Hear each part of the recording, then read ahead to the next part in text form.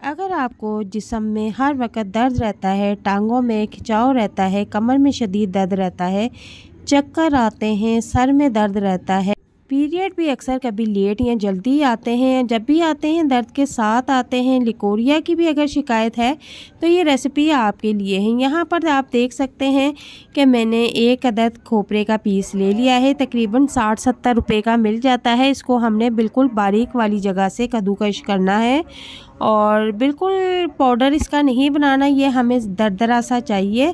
तो यहाँ पर आप देख सकते हैं कि मैंने इसको दरदरा सा जो है कद्दूकश कर लिया है। और यहाँ पर मैंने 1.5 पाव के करीब गुड़ भी ले लिया है। अब रेसिपी को रेडी करते हैं। यहाँ पर मैंने तकरीबन एक पैन लिया है और उसमें 2 चम्मच घी ऐड कर दिए। घी अगर देसी घी हो जाए तो ये तो और भी अच्छी बात है, अगर नहीं है तो कोई मसला नहीं।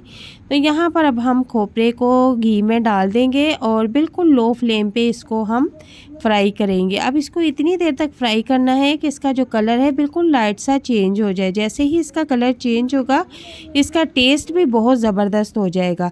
तो यहाँ पर आप देख सकते हैं कि इसका कलर गोल्डन हो चुका है। अब हम इसको निकाल लेंगे। अब उसी पैन में मैं फिर 2 से 3 अदद घी के चम्मच ऐड कर दूंगी और बिल्कुल लाइट सा इनको गर्म कर लूँगी।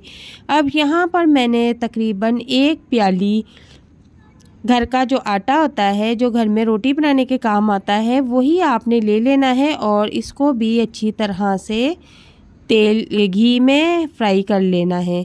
आटे को अब हमने इतनी देर तक फ्राई करना है कि इसका कच्चापन बिल्कुल ख़त्म हो जाए और लाइट सा इसका भी कलर गोल्डन हो जाए।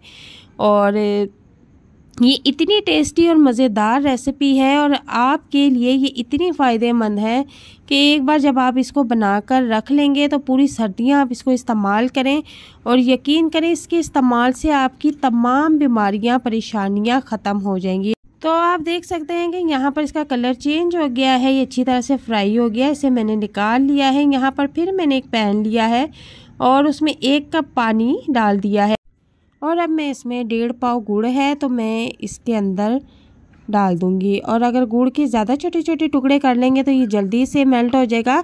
तो गुड़ को हमने मेल्ट करना है पानी में, इसकी चाशनी हमने नहीं बनानी, बस गुड़ मेल्ट हो जाए हमें इतना ही काफ़ी है।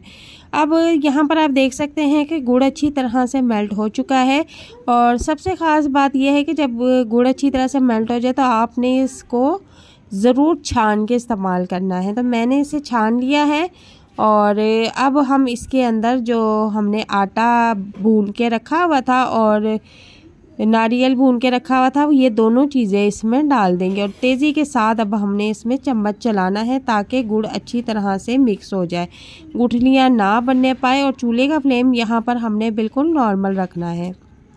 तो बहुत ही टेस्टी और मज़ेदार ये रेसिपी है। अक्सर नानी दादी बनकर भी जो बिल्कुल जवान नज़र आती हैं वो भी यही इस्तेमाल करती हैं और इससे आप बैरूनी तौर पर ही फ़िट नहीं होंगे, अंदरूनी तौर पर भी फ़िट और जवान हो जाएंगे। ये इतनी ज़बरदस्त रेसिपी है कि ये एक बार बना लें तो आप ख़ुद बना के रखा करेंगे।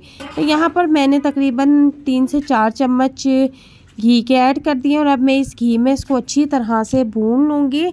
और यहाँ पर मैंने चूल्हे का फ्लेम बिल्कुल नॉर्मल रखा हुआ है। ऐसी मदर जो आफ्टर डिलीवरी कुछ अच्छी डाइट लेना चाह रही हों उनके लिए तो ये बहुत ज़बरदस्त चीज़ है। और जो प्रेग्नेंट हैं वो इस रेसिपी को बिल्कुल भी यूज़ ना करें, बिल्कुल भी ना खाएं। और जिनके पीरियड्स का मसला होता है, जिनको देर से आते हैं या बहुत जल्दी आ जाते हैं या दर्द के साथ आते हैं, तो वो उनके लिए बहुत फ़ायदेमंद है। अब यहाँ पर देखें कि ये अच्छी तरह से भून लिया गया है। इसका फ्लेम ऑफ कर देंगे और इसको थोड़ी देर के लिए ठंडा होने के लिए छोड़ देंगे क्योंकि गरम गरम हम इसको कुछ भी कर नहीं सकते। तो यहाँ पर आप देखें कि ये बिल्कुल ठंडा हो चुका है और अब इसको हाथों की मदद से अच्छी तरह से हम मिक्स कर लेंगे ताकि कहीं भी कोई भी गुठली इसमें साबित ना रह जाए। अब ये अच्छी तरह से मिक्स हो चुका है। अब हम इसके लड्डू बना लेंगे। लड्डू बना के हम इसको लंबे अरसे के लिए स्टोर कर लेंगे।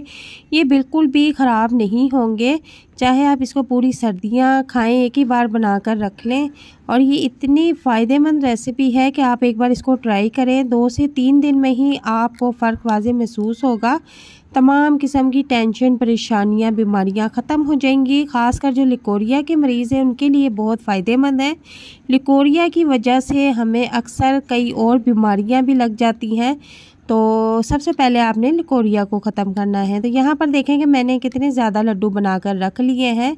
अब इनको खाने का तरीका बता देती हूँ। एक लड्डू आपने सुबह चाय के साथ या दूध के साथ खाना है और एक लड्डू रात को दूध के साथ आपने खा लेना है। दिन में 2 लड्डू आपने इसके खाने हैं और पूरी सर्दियाँ ये अमल रखें तो आपके जिस्म में कभी भी कहीं भी कोई दर्द नहीं होगा, चक्कर नहीं आएंगे, तमाम बीमारियाँ आपकी ख़त्म हो जाएंगी। उम्मीद करती हूँ कि आज की रेसिपी आपको बहुत पसंद आई होगी। वीडियो पसंद आती है तो इसे लाइक शेयर ज़रूर कीजिएगा। कमेंट बॉक्स में लाजमी बताइएगा कि आपको ये रेसिपी कैसी लगी। मिलते हैं नेक्स्ट वीडियो में एक नई और मज़ेदार रेसिपी के साथ। अल्लाह हाफिज़।